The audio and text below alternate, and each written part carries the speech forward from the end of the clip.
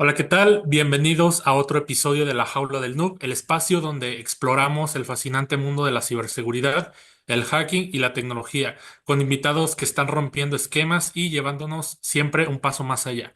El día de hoy tenemos el honor de recibir a Álvaro Núñez Romero, un verdadero entusiasta de la tecnología, la seguridad informática y el apasionante mundo maker. Álvaro forma parte del equipo de Ideas Locas en Telefónica Digital, un laboratorio dedicado a llevar la innovación al límite con proyectos únicos y sorprendentes. Además de ser ingeniero de imagen y sonido, cuenta con un máster en seguridad de las tecnologías de la información y las comunicaciones, y se ha destacado como docente en distintas universidades españolas.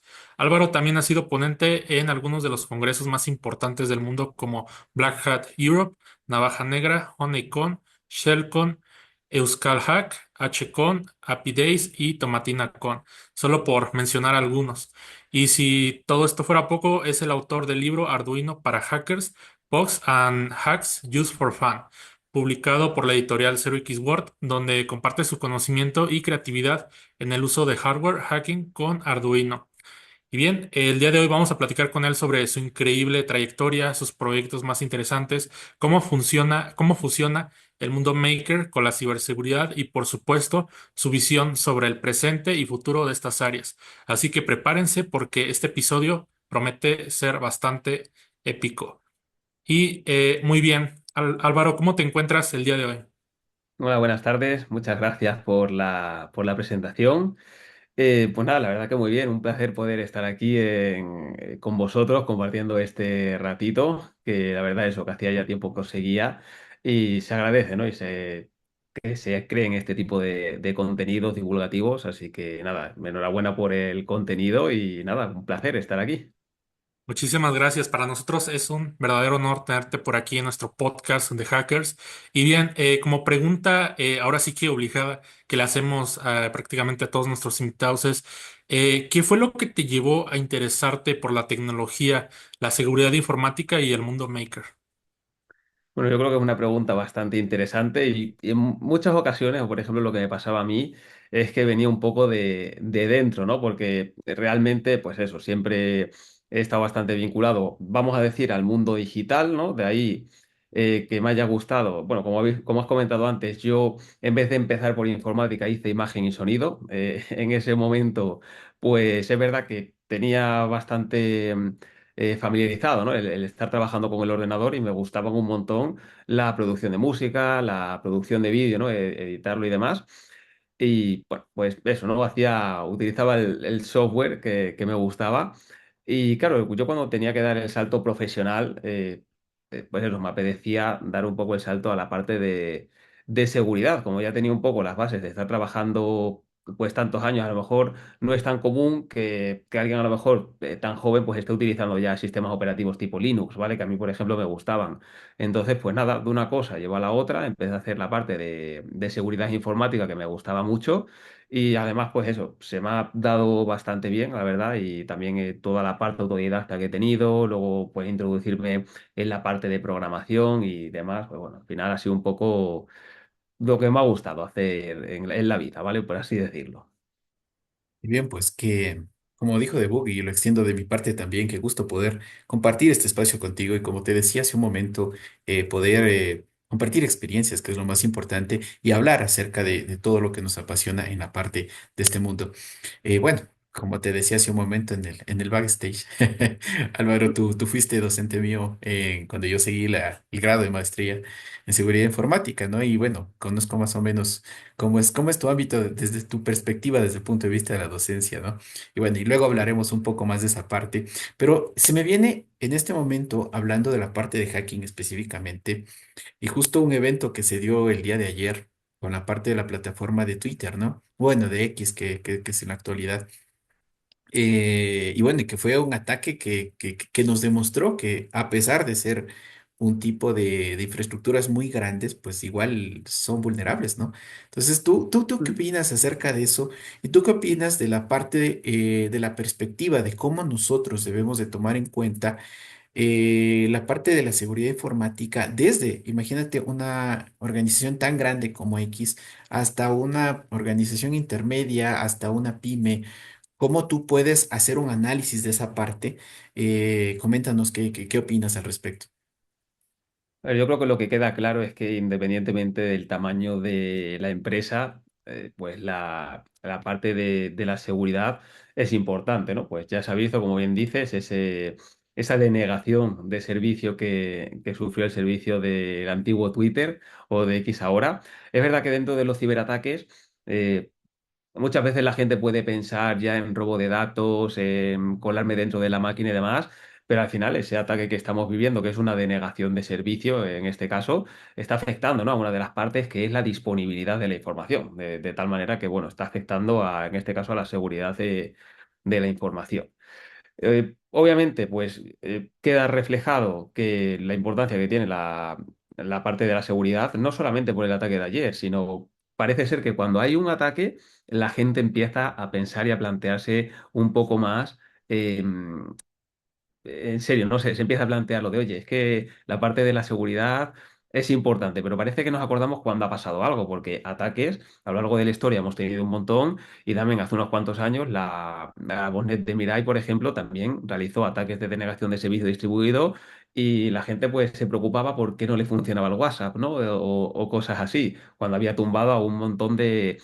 mm, Tenemos que también comprender cuál es el problema porque la gente se asusta. Oye, a lo mejor no me funciona el WhatsApp, pero lo que estaba afectando era a los resolvedores de dominio, ¿no? Entonces, claro, eso para alguien que no conoce del tema, pues puede decir, jolín, ahora esto me ha dejado de funcionar, ¿qué pasa? ¿Qué problema tiene esta plataforma o este sitio? El caso de ayer es una denegación de servicio que estaba afectando directamente a Twitter. Yo creo que la gente es en esos momentos cuando se pone a pensar y a plantear un poco o a darse cuenta, ¿no?, de la parte de seguridad. Luego parece ser que se nos olvida un poco más hasta que vuelva a, a salir algo. Por lo que sé o por lo que tengo entendido, no ha afectado a la parte de los datos de Twitter, que en otras ocasiones ya hemos visto cómo Twitter sí que ha sufrido estos cruces de permiso y que ha permitido publicar en nombre de otros. En este caso no ha sido así, sino que ha sido a la disponibilidad, pero que igualmente yo creo que a la gente pues sí que le choca, ¿no? Y dice, oye, esto se ha caído, ¿qué pasa? Salen noticias y bueno, yo creo que va un poco ahí y que queda claro que independientemente del tamaño de la empresa, obviamente la tienes que tener protegida. Si esto le pasa a una grande, ¿qué no le puede pasar a una empresa pequeña o mediana que encima no esté o no tenga unas buenas medidas de seguridad? Le puede pasar de todo. Excelente. ¿Y cómo fue, a ver si nos puedes platicar cómo fue tu entrada al equipo de Ideas Locas en Telefónica? Bueno, realmente yo cuando empecé a trabajar en Telefónica, empecé a terminar mis estudios superiores, ¿vale? Lo que es el máster de seguridad informática, tuve la oportunidad, pues eso, de hacer una entrevista y de pasar a formar parte del equipo de Telefónica, que en aquella época me remonto a septiembre del 2016, que era más o menos cuando estaba terminando del máster y demás, y fue cuando empecé a trabajar en Telefónica, antiguamente se conocía como Eleven Path, ¿vale? Entonces, desde entonces, es verdad que, pues bueno, ha ido sufriendo distintas variaciones, llegó la creación de Telefónica Tech, que era donde yo estaba en el laboratorio de innovación, que mi equipo estaba en Málaga, y después de estar 5 años allí, pues bueno, me surge también una oportunidad de cambiar al equipo de Ideas Locas con el cual ya había estado colaborando anteriormente en distintos proyectos puntuales. Entonces, bueno, me surge esa oportunidad de cambio, que al final, pues bueno, son distintos equipos dentro de Telefónica. Y pues eso, ya hace pues prácticamente 3 años que estoy por allí y bueno, pues si, como sé que habéis hablado ya con Pablo, ¿no? Que es el manager que tenemos, nuestro líder que tenemos en Ideas Locas y el tipo de proyectos que hacemos allí. Al final, pues bueno, ese equipo de preinnovación que intentamos aportar nuestro granito de arena, pues con distintos temas relacionados con la ciberseguridad, con la inteligencia artificial, con el tema de Web3, pues bueno, todo esas tres patitas que son un poco las que tocamos y bueno, pues la cantidad de proyectos que nos permiten hacer y jugar sobre todo con la tecnología, que creo que es lo más bonito de todo. Bueno, y parte de esos ámbitos, ¿no? Como tú acabas de mencionar, jugar con la tecnología me parece algo muy interesante porque pienso que por lo menos todas las personas que somos muy adeptos a este mundo tecnológico siempre hemos empezado con eso, ¿no?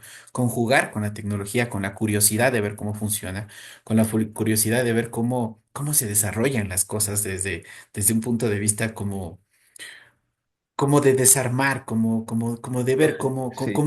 cómo es internamente las cosas, ¿no? Se me viene una pregunta. Bueno, tú tienes un libro que se llama Arduino para hackers, ¿no? Ujú, Eh, lo que yo quería preguntarte es, explícanos la importancia, hay muchas personas que utilizan estos elementos, tanto los Arduinos como el Raspberry Pis o hay ya las versiones chinitas de todos estos elementos, pero ¿cómo ujú, tú nos puedes explicar en relación a la actualidad, cómo estos elementos han influenciado no solo en la vida de la parte electrónica en sí, sino en ámbitos como el IoT y ese ujú, ámbito también relacionado con la ciberseguridad, porque estos elementos nos dan una cartera abierta para hacer muchas cosas que vinieron ujú. desde la parte didáctica y luego ya se pasaron en muchos aspectos a la parte profesional, pero cómo estos elementos, desde tu perspectiva, desde tu análisis, que va desde muy pequeñito hasta muy grande dentro del libro, Ujú. cómo lo ves desde el punto de vista en la actualidad, en la aplicación y desde la perspectiva de ciberseguridad. Vale, yo creo que al final aquí hay bastantes cosas que comentar y es, en primer lugar, la importancia que tienen al final los microcontroladores, ¿vale? O sea, cuando estamos hablando de Arduino, es verdad que es una primera plataforma con la que podemos acercarnos a la construcción de hardware, ¿vale? Y también a la construcción de software, porque tenemos que saber programar, además de construir esa serie de circuitos, ¿no? Entonces aquí ya aprendemos varias disciplinas que nos pueden venir muy bien. Claro, bajo mi punto de vista, por lo menos cuando yo conocí Arduino, claro, al principio tú ves esas placas, ves esos componentes. Vale, bueno, sí, puedes empezar a aprender, ¿no? Pues oye, cómo enciendo un LED, puedes tener distintas ideas. ¿Qué pasa? Hubo un momento para mí bastante determinante con el tema de las placas Arduino y del hardware, y es con la llegada de las impresoras 3D, ¿vale? Cuando llegaron las impresoras 3D, se hicieron lo que se conocen como los distintos escudos o los shields para las placas Arduino, ¿no? Que eso sería equivalente, por ejemplo, a una Raspberry Pi, a un sombrero o un hat, que al final es una placa preparada para poderla conectar encima. Claro, pensad que teníamos en ese momento, más o menos año, esto puede ser 2014, 2015, y ya llevábamos una serie de años donde las impresoras 3D habían empezado a, a destacar, ¿no? Por así decirlo. Entonces, claro, llega una comunidad, porque esto encima se ha abierto siempre a la comunidad, todo el tema del hardware, y crean un escudo para la placa Arduino Mega para poder crear con una serie de motores, una serie de sensores de finales de carrera, con unas piezas plásticas que las podía imprimir ya otra impresora, ¿no? Nos acercamos a ese concepto de, que me gusta recordarlo como la guerra de los clones, porque al final, o de Clone Wars, ¿no? Porque al final tú con una máquina puedes replicar esa máquina y a día de hoy esto ha tenido un crecimiento brutal. Claro, aquí eso es un poco yo como empecé en el mundo de Arduino y tú vas conociendo que dices, vale, aquí esta serie de placas, esta marca, ¿vale? Porque al final no deja de ser una marca. Luego, como bien has comentado, pues sí, existen las placas chinas, tal, al final son clónicas, porque de hecho al ser open hardware permiten hacer eso, ¿no? Una de las características del open hardware es que te permiten coger esa placa, borrarle el nombre, pero el esquemático es el mismo. Y entonces al final entendemos que una placa Arduino no es más que un microcontrolador, un chip, una caja negra que tiene una serie de entradas y va a producir una serie de salidas en base a una programación que se le meta en las memorias que tiene y que tiene una CPU.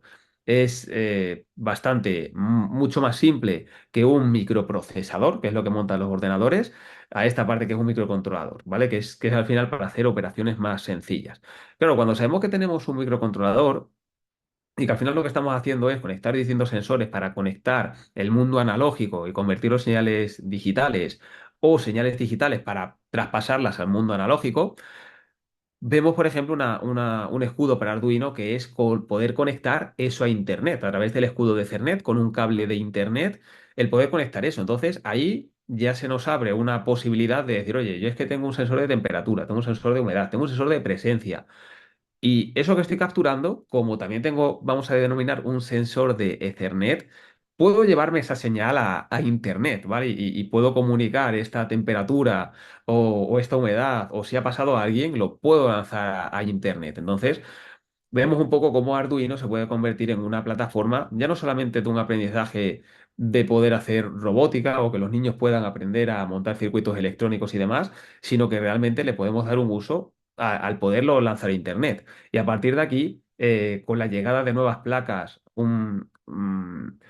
aparte de las nuevas Arduino, que ya tienen conectividad Wi-Fi y demás, pero las placas conocidas como las ESP, las 8266, o bien la LSP32, que ya monta también Bluetooth y demás, pues claro, aquí ya las posibilidades que nos dan son miles, porque tenemos un microcontrolador que es mínimo, mínimo, mínimo, y que al final lo que está haciendo es poder integrar sensores, que como digo, es algo que nos comunica el mundo analógico, para convertirlo en digital y del mundo digital pasarlo al mundo analógico, como puede ser pues una pantalla, un diodo LED o un sonido, ¿no? Entonces, aquí ya las posibilidades son miles y Arduino o similares como las ESP se convierten en un kit de desarrollo para poder experimentar y para poder hacer pues cualquier cosa que realmente esté a nuestra imaginación. Tenemos que entender bien el concepto, de entender bien qué es lo que nos gustaría hacer y a partir de ahí pues ya te digo que las posibilidades pues son infinitas, ¿no? El límite es la imaginación. ¿Cuáles consideras que son las principales diferencias entre un proyecto Maker común y uno orientado más a lo que viene siendo la seguridad informática? Bueno, creo que también es bastante interesante y al final yo creo que dependiendo de dónde lo vayas a quizás a utilizar. Yo cuando hablo, por ejemplo, de proyectos makers orientados a la parte de seguridad informática, tampoco es que vayamos a estar redescubriendo la rueda, pero puede ser algo tan sencillo como hacer, por ejemplo, un lector de NFC. A ver, este lector de NFC ya lo venden hecho, ¿no? ¿Para qué lo quiero hacer yo? Bueno, pues porque si quieres entender cómo es la tecnología por dentro, si lo haces tú vas a saber qué componentes tiene, cómo se comunica un lector de RFID, pues por ejemplo a través del protocolo SPI o I2C con el microcontrolador para hacer la compartición de datos. Si hablamos, por ejemplo, del Rubberducky, este famosísimo, ¿no? El patito, ¿no? Bueno, que salen miles de series, en Mr. Robot, por supuesto, que nos aparece, que a día de hoy, pues encontramos miles de versiones que se pueden incluso controlar a distancia y demás, pero la versión más simple, ¿no? La del pendrive, lo conecto, no es un pendrive, sino que es el ataque conocido como ataque de inyección de teclas, un teclado automático. Vale, pero esto cómo va por dentro. Si tú te ves la documentación de Rubberducky, puedes ver que monta un microcontrolador con unas características concretas y que luego obviamente pues tendrá una especie de un firmware que se encargue de traducir esas instrucciones que tenemos en la micro SD a unas instrucciones de teclado, ¿no? Vale, si tú lo ves así, pero si lo tienes que analizar y lo tienes que crear tú, obviamente no es nada nuevo. Dependiendo del microcontrolador que tengas, te va a proporcionar las capacidades de poder mandarle a tu ordenador esa serie o bien de teclado o bien de ratón, porque también se podría mandar de ratón. Entonces, pues ya son proyectos que existen, ¿no? Dentro de la comunidad de la seguridad informática, pero que los podemos hacer nosotros. Realmente estaríamos haciendo hardware para hacer hacking, ¿no? Es verdad que el término de hardware hacking más bien correspondería a, por ejemplo, yo tengo un router y lo que estoy haciendo es, pues, ver dónde tiene los puertos de comunicación para intentar refrasearlo o para intentar hacer un dumpeo de la memoria y luego poder modificarlo. Eso sería más bien hardware hacking y realmente esta otra parte sería, oye, pues yo hago hardware para hacer hacking, ¿vale? Y al final, pues, de cosas que puedan vender, por ejemplo, pues Half-Five como empresa y pues el típico, ¿no? Del el Pineapple Wi-Fi, pues por ejemplo, pues lo podemos hacer con una Raspberry Pi y el software adecuado. Al final es tener un poco el conocimiento de qué hace ese hardware y cómo lo puedes ser curioso y decir, oye, ¿cómo puedo hacer yo esto? ¿Qué lleva por dentro, ¿no? ¿Cómo se está utilizando? ¿No? Y al final, pues bueno, que lo puedes construir por ti mismo y tener una mayor comprensión de cómo funciona por debajo. Bueno, yo creo que este tipo de elementos, como tú acabas de describir, han abierto muchas posibilidades, como tú mismo dices, y nos han permitido hacer o integrar en muchas partes elementos que nos ayudan no solo en la parte electrónica, sino en la parte de conectividad, como tú dices, la transmisión de datos, la pasada de datos. Y bueno, y son elementos que también se han utilizado o se utilizan para la parte del hacking, ¿no? Bueno, citando el típico capítulo de Mr. Robot donde ellos ponen el Raspberry Pi y empiezan a hacer un montón de cosas, ¿no? Y creo que es algo que, bueno, tengo también la oportunidad de ser docente. Entonces es algo que yo siempre les hago un poco ver a los estudiantes y como que ellos dicen, ah, qué maravilla, qué cosas así. Y bueno, y son elementos que al momento están conectados a la red en muchas partes, en muchas infraestructuras, en muchas organizaciones, hasta en gobiernos se ha visto casos que están conectados estos elementos. Y eso nos da una apertura a algo también desde el punto de vista de la vulnerabilidad, ¿no? Que Ujú. si no están bien manejados estos elementos, pues también pueden haber implicaciones.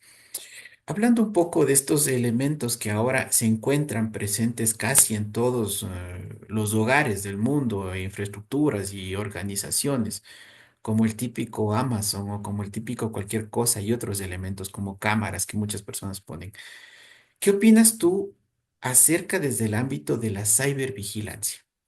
Hemos visto casos desde ámbitos empresariales, ámbitos personales, ya escalando ámbitos de gobierno, como el típico caso de la China o de Rusia o del mismo Estados Unidos, donde se ha visto la perspectiva de la cibervigilancia, ¿no? O sea, se aprovechan de estos elementos o explotan determinados elementos de software que traen acá y pueden estar vigilando personas, pueden estar vigilando elementos, ¿no? O descargando o viendo tráfico, cosas. ¿Qué opinas tú acerca del ámbito de la cibervigilancia, desde lo más pequeñito hasta ámbitos de gobierno, como lo que te acabo de mencionar? Hombre, sí, yo creo que al final eso sí que es una realidad, ¿no? De hecho, como os comentaba antes, un simple dispositivo, un ESP32 que tiene conectividad a Internet, que se puede colar como un objeto IoT, ya puede ser algo que se esté colando en la red de tu casa y una vez desde ahí, pues pueda estar filtrando distinta información, desde qué dispositivos está o incluso el poder hacer ataques más complejos, ¿no? De hecho, la propia botnet, por ejemplo, de Mirai. Ahí tenemos el ejemplo de un montón de objetos IoT que debido a una vulnerabilidad pues los consiguieron controlar todos a nivel de una red zombie y poder hacer esa serie de ataques, de denegaciones de ataque de servicio distribuido, ¿no? Entonces, o sea, no conozco un caso concreto o que tenga yo cercano de decir, oye, pues sí, esto lo he visto que ha ocurrido, pero obviamente sí que por lo que vemos, ¿vale? Pues obviamente te pueden dar ese dispositivo que te pueda estar sacando información. De hecho, si lo pensamos un poco más, estos altavoces que tenemos en casa de Google Home, Alexa y demás, tú le estás hablando a ese dispositivo y esas grabaciones se están quedando en la nube de los servicios, ¿no? Entonces, en cierta manera, ¿no? Digamos que tu información se está yendo a estas empresas. Otra cosa es ya lo que las empresas estén haciendo con estos datos, pero yo creo que obviamente sí que puede ser algo real, ¿no? Sí que han salido noticias de, oye, pues incluso dentro de distintos dispositivos, pues que estén sacando la información y demás. No conozco ningún caso cercano, pero hombre, sí que creo que se puede dar el caso, ¿no? Al final, pues eso, vemos que hay miles de dispositivos y que ahora con la llegada del IoT es que se está conectando a Internet, el cepillo de dientes, la lavadora y la plancha, ¿no? Entonces, de hecho, esto también salió como noticia, ¿no? De cómo aquí, por lo menos aquí en España, si no recuerdo mal, pero hay una especie una copia de la Thermomix que hacía una cadena de aquí de supermercados que se estaba conectando, o sea, tenía la posibilidad de conectarse a Internet y tenía un micrófono dentro que no se estaba utilizando para nada, ¿no? Es cierto que en un momento determinado, pues los fabricantes podrían decir, oye, pero es que yo ahora te hago una actualización de software y te permito que saque un asistente de voz y estoy preparado, ¿no? Ya, pero en ese momento quedó un poco raro, ¿no? De que unos investigadores abren el aparato, encuentran un micrófono, encuentras que tienes un dispositivo de cocina conectado a internet y que el micrófono en un principio no pinta nada. Pues hombre, hay algo raro, ¿no? Entonces, bueno, sí que creo que hay dispositivos que lo tengan, pero desconozco el alcance real que puedan, o los daños reales que pueda estar ocasionando a día de hoy. Seguramente los haya, pero no lo desconozco un poco, la verdad. Muy bien. Ahora, ¿qué desafíos técnicos recuerdas como los más complejos a lo largo de tu carrera?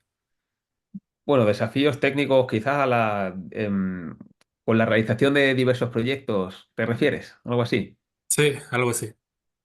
A ver, realmente yo creo que cada proyecto muchas veces, sobre todo cuando estás en investigación, es único, ¿no? Y tienes que abordarlo de una manera u otra. Tienes que ver un poco cuál puede ser la mejor arquitectura para hacerlo y pues luego pasar a hacerlo, ¿no? Uno de los proyectos, claro, si nunca has trabajado, pues siempre te va a costar más, pero uno de los proyectos que recuerdo, ya no solamente que por lo que costase técnicamente, ¿no? Sino por toda la investigación que hubo que hacer y luego también cómo hasta dónde llegó a alcanzar, ¿vale? No sé si hago un breve resumen, pero no sé si os suena la vulnerabilidad de Dirtitude que salió hace ya tiempo en el cual hasta el mismísimo Kevin Mitnick, pues bueno, fue una persona muy interesada, porque básicamente se trataba de vamos a denominar un fallo que tenían los iPhone, en el cual cuando te estabas conectando a un altavoz,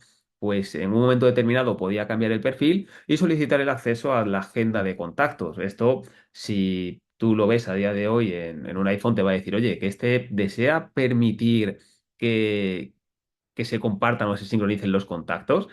¿Vale? Pues claro, eso que puede parecer tan inofensivo, pensad en la puesta en escena de tener físicamente un altavoz que tú te puedes conectar y, claro, en un momento determinado te hace el cambio y es capaz de extraer la agenda de contactos con toda la información que tiene, incluso el histórico de llamadas. De aquí se hicieron dos versiones. Una fue la parte en un altavoz real, ¿vale? Pues ya ahí os podéis suponer la cantidad de dificultades que tiene, pues, investigarlo a nivel de microcontrolador, cómo se hace. Y yo, por ejemplo, que estuve replicando ese mismo ataque, pero en la parte de software, es decir, pues partiendo del stack de Bluetooth, que en ese caso, pues no había trabajado demasiado con él, ¿vale? La pila en el stack de Bluetooth en Linux. Y ver un poco cómo se podía hacer, pues bueno, primero aprender el protocolo Bluetooth, aprender qué consiste todo esto de los perfiles, porque luego encima, cuando llegamos a Bluetooth Low Energy, pues esto ha vuelto a cambiar y hay otra serie de ataques que hay que conocer, pero en este caso con el protocolo Bluetooth, esto era un 2.1, por lo que estábamos trabajando, pues claro, tener que aprender todo el stack de Bluetooth, cómo se comunica, cómo se puede hacer ese cambio de perfil y todo eso, pues hombre, obviamente son proyectos que cuestan, ¿no? Y que tienes que tener esa base de la investigación previa, ¿vale? Para saber hacerlo. Pero bueno, que al igual que está este, pues cualquier otro con el que estás iniciándote y nunca has trabajado, pues va a suponer un reto. Entonces, en ese aspecto, yo creo que sí que es bastante interesante y por eso decía antes lo de jugar con la tecnología, porque no somos expertos o no sabemos de todo, ¿no? Al final lo que hacemos es, dependiendo del problema que tengamos que abordar, pues intentar buscar las soluciones más óptimas que podamos encontrar en cada momento. Y algo muy importante que acabas de acotar, ¿no? En esta vida no somos expertos en nada, ¿no? Cada parte es aprendizaje y cada día vamos aprendiendo, cada día vamos asimilando algún conocimiento. Especialmente, yo digo, desde el punto de vista también tecnológico, ¿no? La tecnología avanza tanto y este ámbito avanza tanto en muchos frentes que todos los días uno está aprendiendo, uno está experimentando, como tú dices, una parte fundamental es ir experimentando, ir jugando, volviendo a acotar la palabra de jugar. Y eso nos ayuda a enriquecer las cosas. ¿Querías comentarme algo, Valor? A ver, yo creo que es eso, que dedicándonos en general a la tecnología es un placer, ¿no? El poder, pues como digo, disfrutar de la tecnología y poder jugar con ella de la mejor manera posible y siempre investigando nuevas formas o nuevas maneras de hacer las cosas. Entonces, realmente o sea, poco más que comentar que todo el que pueda, ya no solamente quizás en tu trabajo del día a día, sino que simplemente porque te guste y cuando tienes un tiempo libre y estás en tu casa, pues el seguir descubriendo, ¿no? Y el ser autodidacta, pues eso, el tocar, porque al final es cierto que gracias a Internet, gracias a todos los vídeos que tenemos, a las grandes comunidades que hay, es cierto que tenemos la información mucho más accesible que antiguamente, ¿no? Y eso obviamente pues, nos da una ventaja a la hora de aprender, pero si, si no tocas, si no haces, yo creo que se pierde un poco el decir, vale, sí, lo he visto, ¿no? Lo he leído, pero esto es como el carnet de conducir, ¿vale? Tú lo puedes estudiar, pero hasta que no te pones con el coche no vas a saber, por mucho que hayas leído cómo se controla el coche y cómo se hace, hasta que no te pones en carretera y lo ves, pues esto al final es igual, pero y aplica a todo, ¿eh? Porque si pensamos en el pentester, pues hasta que no coge y se empieza a hacer distintas máquinas y empieza a practicar con distintas plataformas, pues realmente no va a coger experiencia, por mucho que haya leído de Metasploit, de exploit, de análisis de vulnerabilidades, a menos que se ponga y se empiece a pegar con ello y no se haga una máquina, sino que se haga 100, ¿vale? Pues no va a aprender, ¿no? Y al final me refiero un poco a jugar eso, ¿no? Al tocar, al intentar aprender de manera práctica, ¿no? Que al final es la forma que tenemos de asimilar el aprendizaje. Ahora hemos también mencionado en la presentación que pues ha sido ponente en distintos eventos, ahora sí que bastante importantes, ¿no? Como viene siendo Black Hack Europe, Navaja Negra, Honeycomb, etcétera. ¿Podrías compartirnos alguna anécdota interesante sobre tus participaciones en estos congresos? Sí, a ver, es verdad que algunas tengo. Por ejemplo, mira, y vuelvo otra vez al tema del Dirtitud. Resulta que el Dirtitud fue a la Black Hat en el 2018, si no recuerdo mal. Como digo, fue la versión software, ¿vale? Es cierto que en ese momento, pues, Kevin Mitnick lo había estado, pues, moviendo bastante en la zona de Estados Unidos. Y 4 días antes de ir a la Black Hat a llevarlo y demás, resulta que sale una actualización de Apple que estaba corrigiendo el fallo, ¿vale? Entonces, claro, en este caso iba a la parte del Arsenal, es decir, en este caso, en el caso de Black Hat, la zona del Arsenal es donde se presentan distintas herramientas que encima tienen que ser open source, por tanto, si alguien busca sobre el Dirtitude, pues va a encontrar el repositorio de GitHub con toda la información y demás. Y claro, pues eso fue primera anécdota, ¿no? Que ya sabes que si alguien ha actualizado el teléfono, que es muy recomendable, ¿no? El decir, oye, tú tienes que tener los teléfonos actualizados y, bueno, los teléfonos, el software en general actualizado, no solamente a nivel de sistema operativo, sino las aplicaciones, porque también están corrigiendo fallos. Pues alguien que vaya a lo mejor a un evento de seguridad, pues esperemos que tenga todo al día, ¿no? Todo en regla, con esta parte actualizada y demás. Pues claro, ya sabemos que eso no iba a funcionar. De todas formas, también yo pensaba y decía, a ver, estamos en un evento de seguridad, ¿quién se va a conectar aquí? Entonces, bueno, para eso sí que llevaba un teléfono de pruebas con la versión que sabía que funcionaba para hacer la demo. Me sigue eso por un lado, ¿no? Como Apple corrige el fallo 4 días antes de hacer la presentación. Y luego, aparte, ese mismo día fue gracioso porque típico efecto demo que te pasa, mi primera vez en Black Hat, y cuando ya tenía todo montado, que había probado todo bien.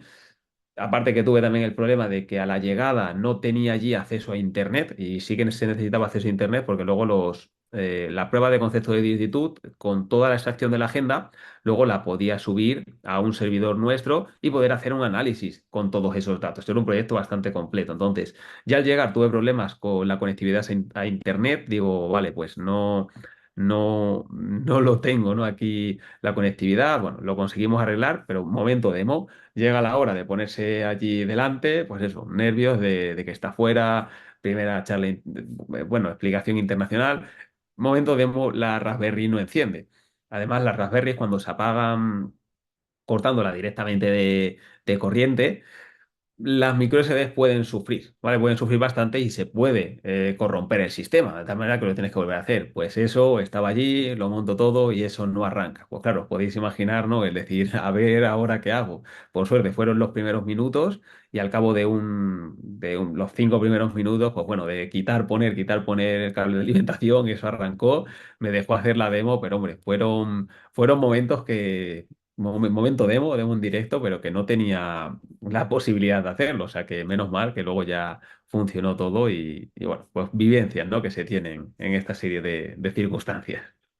Y un poco Vale. esas vivencias del trabajo en vivo, ¿no? Yo creo que todo el mundo hemos vivido ese tipo de cosas, ese tipo de adrenalina del en vivo, así que pienso que es algo que está muy relacionado con la parte en sí tecnológica y con lo que nos gusta hacer.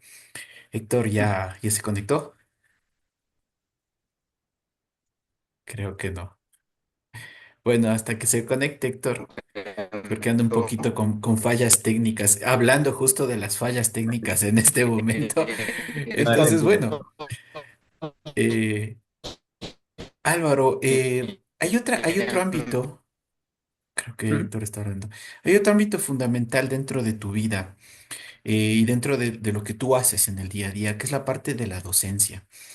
ujú. Has dado, de lo que he visto, cursos y clases en muchas universidades y en muchas partes, eh, y has compartido tus conocimientos. Dime qué es lo que más te gusta del ámbito de la docencia, qué es lo que más te llamó a a esa oportunidad de poder compartir conocimientos. Hombre, yo creo que al final el tener esa oportunidad y bueno, que se me dio, ¿no? Y al final el poder transmitir el conocimiento, que ver cómo los alumnos, pues en muchas ocasiones lo viven mucho, ¿no? Porque al final todo lo que es, cuando les explica sobre todo materia de ciberseguridad, pero sobre todo la parte de romper, ¿no? Eso también me pasaba a mí cuando estaba estudiando, que claro, cuando te toca hacer temas de romper máquinas, de vulnerarlas y demás, eh, es como todo, habrá gente que le guste más esa parte, otra gente que le guste menos, pero a mí personalmente me gustaba mucho, ¿no? Entonces, yo también veo un poco cuando les comentas esas cosas, pues que muchos alumnos les gusta, ¿no? O sea, al final, pues descubren un mundo, algo que no habían visto nunca, y yo creo que eso es bastante enriquecedor, ¿no? El poder, pues, transmitirlo, el ver también cómo progresan. En algunas ocasiones que sí que he estado con más parte, quizás no presencial, pero sí de poder hacerle un seguimiento o estar con X alumnos, de ver luego cómo han terminado, pues trabajando en distintas empresas del sector, ¿no? Ver cómo, en cierta manera, han podido cumplir sus sueños de, oye, pues yo me estoy preparando para esto y termino trabajando de algo de esto. Entonces yo creo que eso es bastante bonito y bueno, y también pues eso, la suerte que tengo de poder transmitirlo y de poder, yo también a su vez el estar continuamente formándome yo para luego poder transmitir esos conocimientos, el estar en un reciclaje continuo, por así decirlo, de información, pues para luego no quedarnos en lo primero que hemos visto, sino pues oye, y que al final esto, pues todo va evolucionando, ¿no? Y también estar un poco al día con las técnicas más nuevas que puedan aparecer. Así que bueno, eso sería un poco así a nivel resumen. Venga, ahora, ¿qué diferencias encuentras entre enseñar en un entorno académico y presentar en un congreso internacional? Hombre, yo creo que lo primero de todo quizás sea el público al que te diriges, ¿no? Quizás cuando tienes que ir a hablar con distintos alumnos, pues tienes que intentar transmitirlo, obviamente todo de la manera más clara posible y también intentando que todos los alumnos pues sean capaz de seguirte, ¿no? Y si hay algo que no entienden, obviamente habrá alumnos que conozcan un poquito más, pero bueno, tienes que intentar que todos sean capaces de seguirte. Cuando vas a un evento, dentro de que se sobreentiende que estás en un evento público, bien sea, pues bueno, nacional, los que he podido ir aquí en España, o internacional, ya partes un poco de la base de que esa gente va a tener conocimiento técnico, ¿no? Que debería conocer distintas cosas de las que vas a hablar. Entonces yo creo que ahí sí que puedes subir, por así decirlo, más eh, la parte técnica, ¿no? Lo que estás transmitiendo y poder irte más a bajo nivel, que diríamos, para poder explicar más las tripas que cuando se lo tienes que explicar a alguien de nuevas. A ver, también partimos de la base de que en un máster de seguridad, por ejemplo, pues que la gente debería conocer algo de la parte de seguridad, pero es como todo, pues ahí tienes que intentar que todo el mundo sea capaz de avanzar y tú cuando estás dando una charla es, oye, pues yo he hecho esta investigación y si está a bajo nivel, pues oye, le voy a explicar de forma técnica, porque para eso estamos en un evento donde se va a compartir técnico. O sea, dentro de que quieres que todo el mundo logre entenderlo, pero que sí que quizás el público objetivo pues es más, te puedes ir más a esa parte. Hola, ¿qué tal Álvaro? ¿Me escuchas bien por ahí? Muy bien, se escucha muy bien. Ahora sí, ha sido un reto porque como que me está fallando un poquito la cámara Ocelot, pero muchas gracias por estar aquí en el podcast, estamos muy contentos de tenerte. Mi pregunta va relacionada a ¿qué opinas de los ataques activistas como este que sucedió a X? O sea, ¿Mm? ataques como pro Palestina y pues sobre todo que la gente entienda la magnitud de por qué no se pueden parar, ya que las empresas como X gastan mucho en ciberseguridad. O sea, no estamos hablando de una empresa promedio y aún así las logran atacar.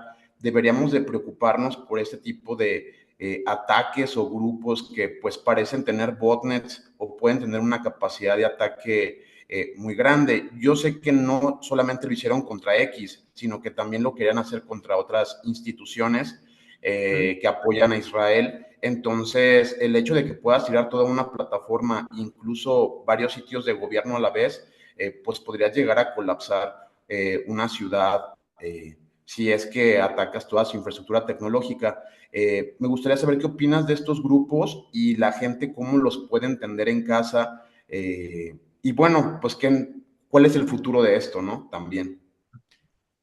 Sí, yo creo que a nivel de los grupos activistas, pues que bueno, que han existido desde hace muchos años, al igual que existen los activistas, ¿no? En las calles, y que eso yo creo que va a seguir existiendo, ¿no? Al final, pues gente que intenta, eh, en base a sus ideales, ¿no? Pues hacer ciertas acciones. O sea, eso, yo creo que eso pues seguirá un poco igual, que siempre va a haber gente pues intentando manifestarse, por así decirlo. Obviamente, cuando hablamos del mundo cibernético, por así decirlo, pues claro, ya necesitas, ¿no? Tener conocimientos, necesitas saber pues, bueno, cómo moverte, ¿no? Cómo se mueven usando, pues antiguamente, ¿no? Pues los chats de IRC, ¿no? Por ejemplo.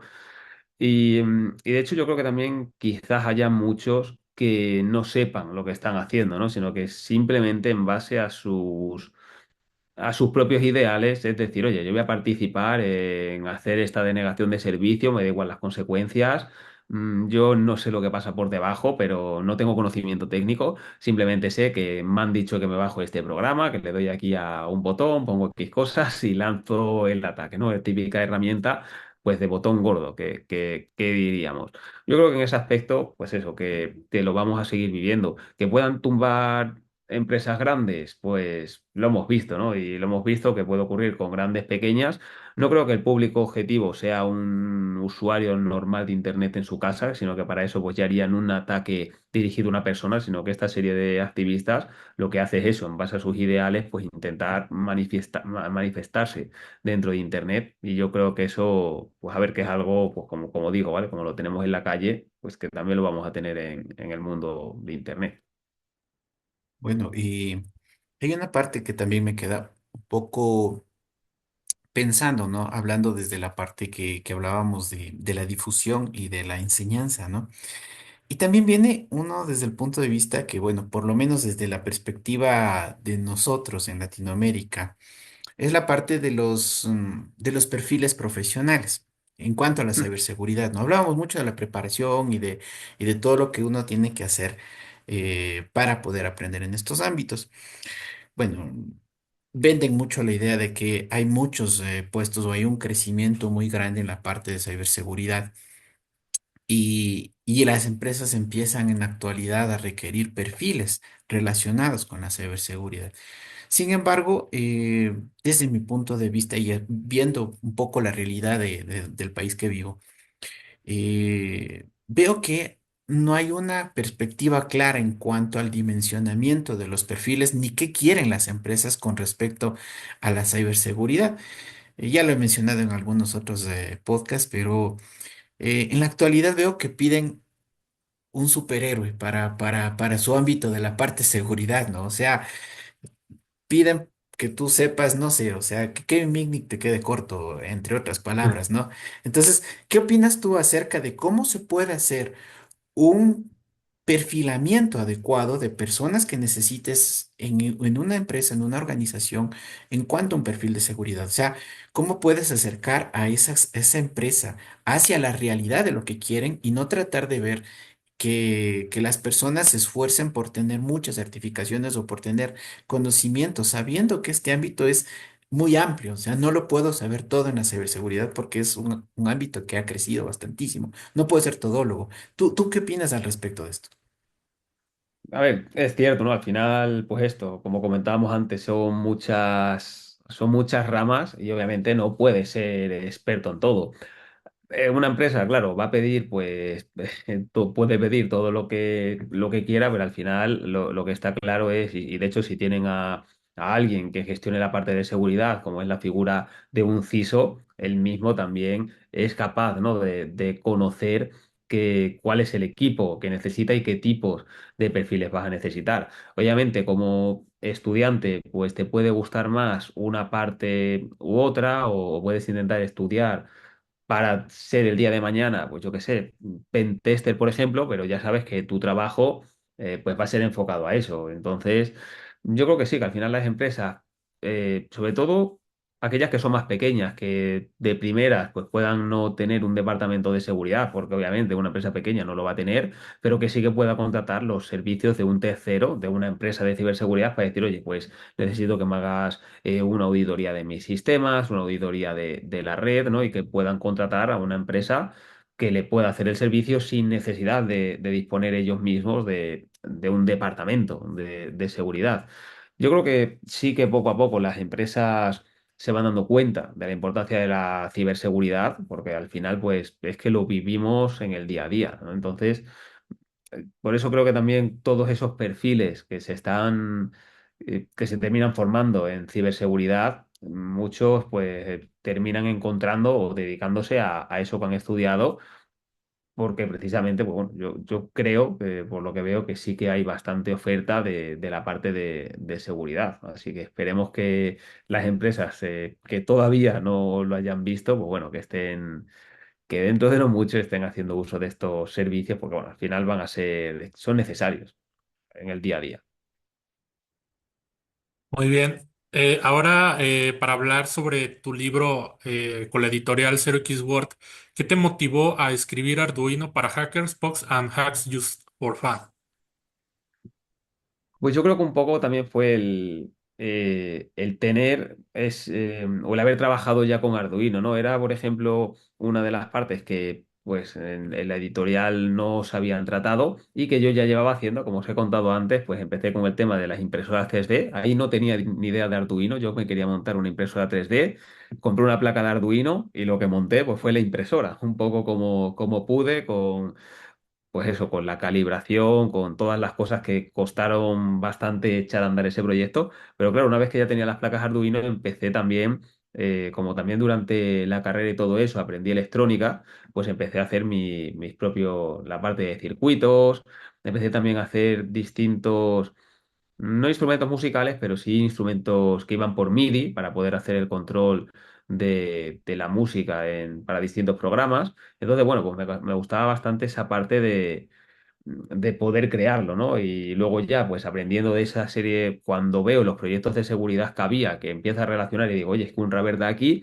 es este y este componente, ¿no? O un lector de NFC, que de hecho eso fue una de las partes que hice en mi trabajo final de máster, que fue pues rompiendo vamos a decir, el cifrado de una tarjeta de una zona de transportes de aquí de España, ¿no? Viendo cómo estaba construida esa tarjeta por dentro para poderla leer y demás, pues claro, tuve que hacer la parte del lector de NFC, ¿no? Entonces de ahí me surge un poco esa idea, ¿no? De decir, oye, pues ya he hecho todo esto, me gusta esta parte, sigo haciendo en mi tiempo libre, ¿no? En ese momento, pues seguía haciendo esta serie de proyectos, aprendiendo cómo iban, cómo los podía montar yo, y cuando ya tenía una serie de proyectos pues ya hecho, ¿vale? Pues decidí, también me surgió esa oportunidad de decir, oye, pues bueno, si quieres hacer este libro, pues se puede hacer. Y bueno, pues fue adelante, como todo en esta vida, pues es verdad que es un proyecto, el de escribir un libro,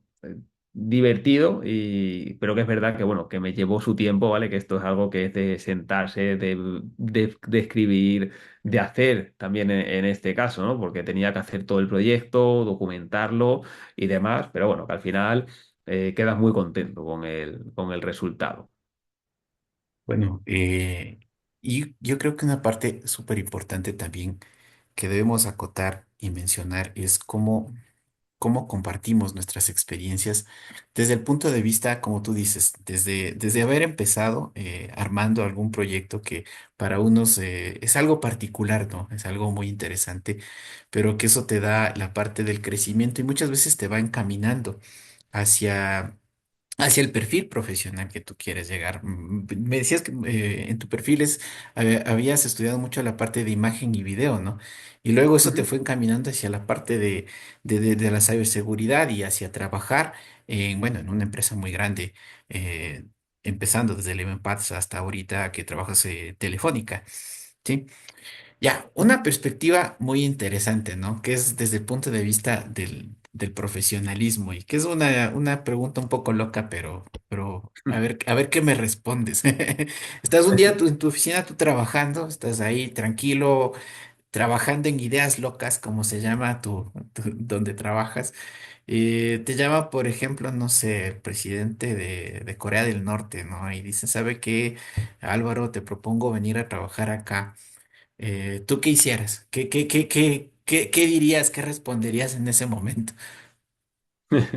Hombre, sería, no sé, es verdad que sería un crash, ¿no? Pero obviamente no, no sé, o sea, o sea, aparte de el caso improbabilístico, pero no sé, o sea, yo creo que al final, con lo que hago en mi día a día, que al final es lo que me gusta, ¿vale? La gente con la que trabajo, y al final un poco estar en esa zona de confort con lo que haces, ¿vale? Con el día a día que haces, con la tecnología que creas en este caso, así que yo me quedo aquí tranquilo, siguiendo con mi vida y evitando en este caso complicaciones.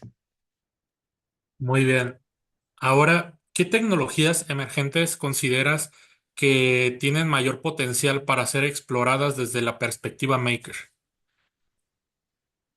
Bueno, desde la perspectiva maker, quizás creo que hay algunos protocolos que quizás han utilizado menos y que a día de hoy em, dentro de los hogares pues están utilizándose más, ¿vale? Como puede ser pues Zigbee, el LoRaWAN, Z-Wave, ¿vale? Y que de ahí hice alguna cosa, alguna investigación, pero tampoco me ha dado tiempo demasiado y mira que tengo bastantes dispositivos Zigbee aquí en la red de casa, pero yo creo que al final son protocolos que aportan ventajas frente a estar conectados directamente a Internet, aunque bueno, es cierto que hay también otra serie de protocolos que intentan también tener esa serie de características, pero estando directamente conectados a Internet. Y yo creo que de ahí, por ejemplo, son protocolos que no son nuevos, no es que sean nuevos, pero que quizás su uso no es que sea el más extendido, ¿no? Pero sí que podemos ver empresas grandes como puede ser IKEA y como sus bombillas que las están vendiendo, que son inteligentes, pues funcionan con este protocolo.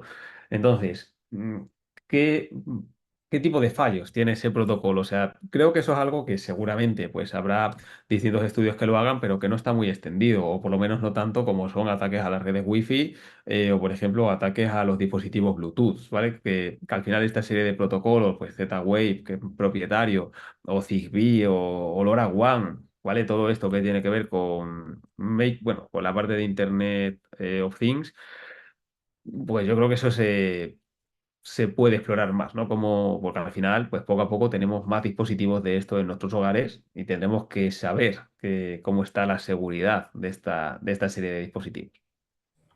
Bien, a mí me gustaría mucho que nos explicaras cuál es tu concepto del término hacker, a diferencia del término también de cibercriminal, y sobre Ujú. todo para todas esas personitas que están en casa que a veces pues tienen la intención de ser un hacker o quieren convertirse en esta situación, ¿cómo les podrías decir para que no se vayan por el lado malicioso? Porque lo que más hemos visto es que pues quieren empezar te regalo el Microsoft Windows, te regalo el Office, mira, soy una persona que tiene todos los wares y todos los programas. Generalmente, de una forma muy lamentable, esta persona que te hace como llegar las cosas o que te da las cosas gratis es lo que se asocia a un hacker, desde craquear cuentas hasta conseguirte el internet del vecino, y pues creo que no tiene que ver con esto, pero ¿cuál es tu concepto de hacker y cómo nos podrías ayudar a que la gente lo capte de una manera más sensible y no como un ciberdelincuente? Hombre, muy interesante, ¿no? Pero yo creo, y vamos, está bastante claro para mí el término hacker, y es que debería ser utilizado en su connotación positiva, no en la connotación negativa, no confundirlo, como bien dices, con un ciberdelincuente, con un cibercriminal. Y para mí, pues la definición más básica de hacker es aquel entusiasta que lo que intenta hacer es llevar los sistemas más allá de lo que estaban pensados, ¿no? En un primer momento. Entonces, eso para mí es la definición básica. Es verdad que luego aquí la gente se confunde mucho con, ya, pero es que está la definición de hacker de sombrero blanco y el sombrero negro y el sombrero gris.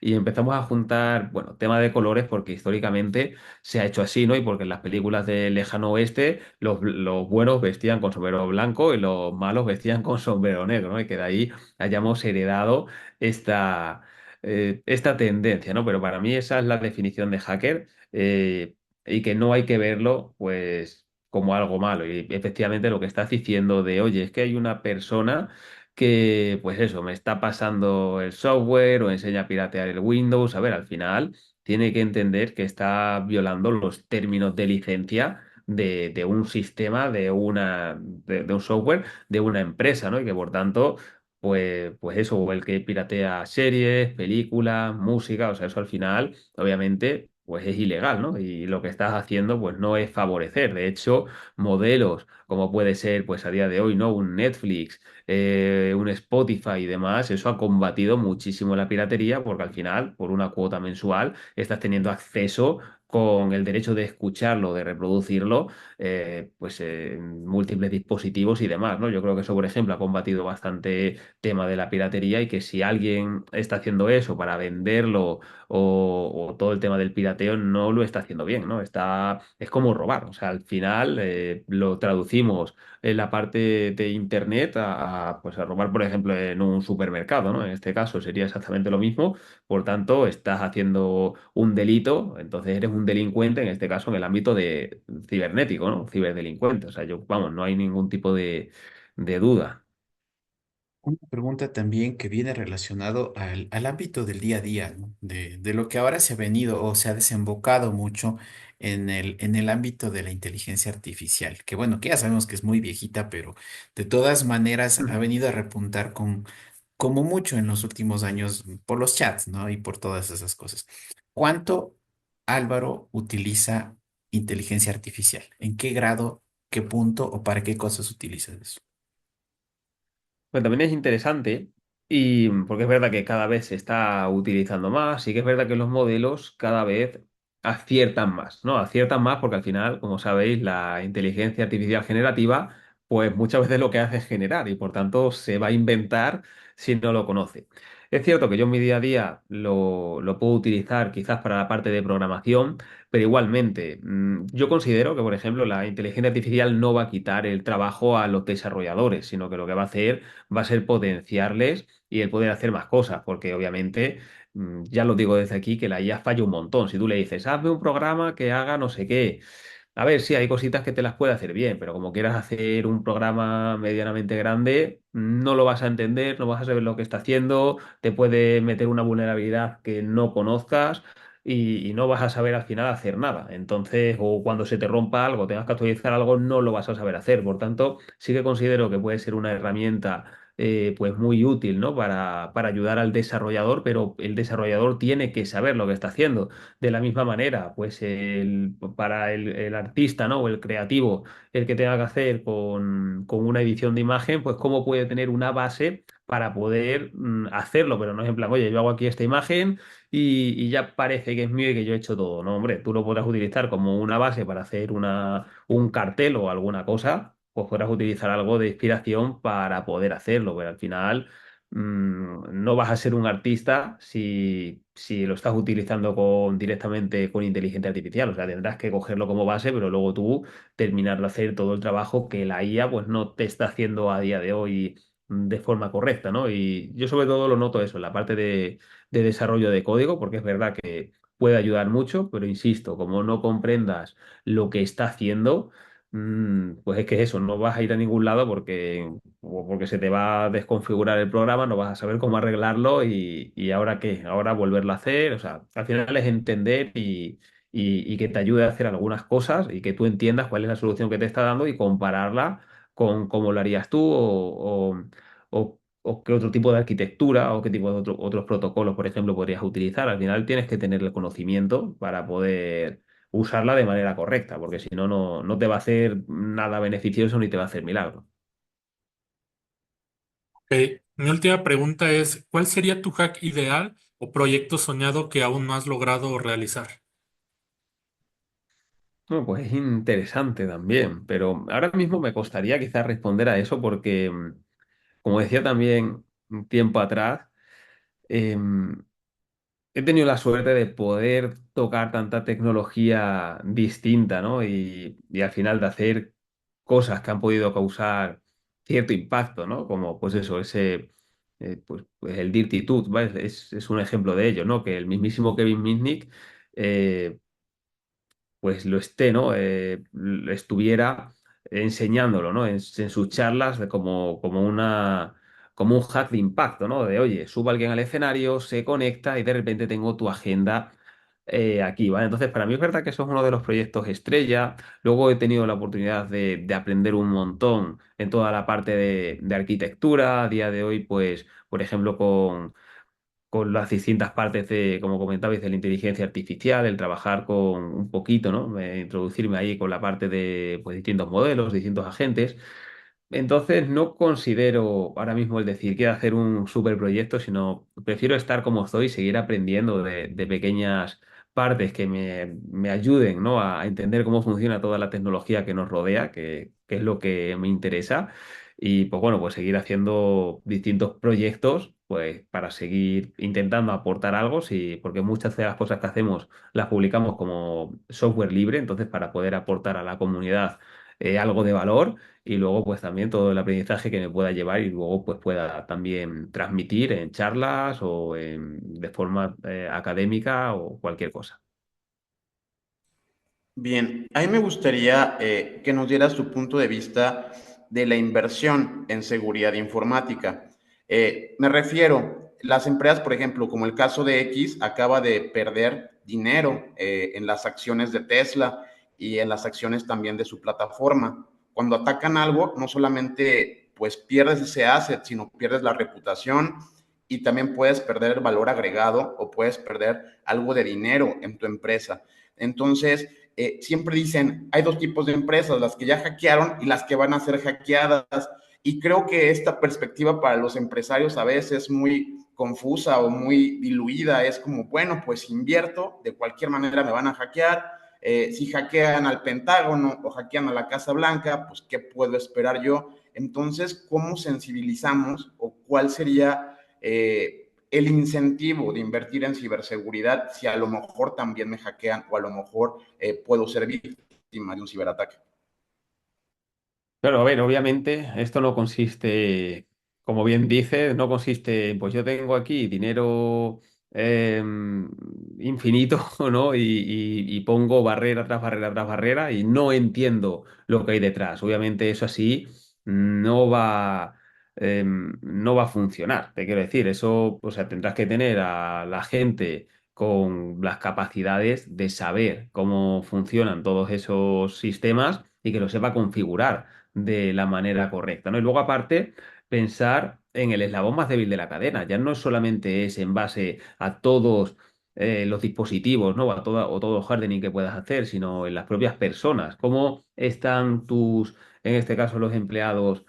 De concienciados. Es decir, si les llega algo sospechoso, ¿qué tan frágiles son? ¿Cómo pueden pinchar en esto que parece falso, ¿no? O sea, que parece real, pero realmente es falso. Entonces, yo creo que en ese aspecto sí que es muy interesante el hacer todo ese ejercicio de concienciación a los empleados para que aprendan, ¿no? a distinguir de lo que es real o de lo que es falso, que encima a día de hoy pues cada vez lo vamos a tener más complicado. Con todo el tema de la IA, con la deepfake, con todo esto, pues va a ser mucho más complejo y por tanto yo creo que una buena base es, en primer lugar, tener a empleados que conozcan muy bien, que estén muy concienciados sobre eso y, por supuesto, pues tener a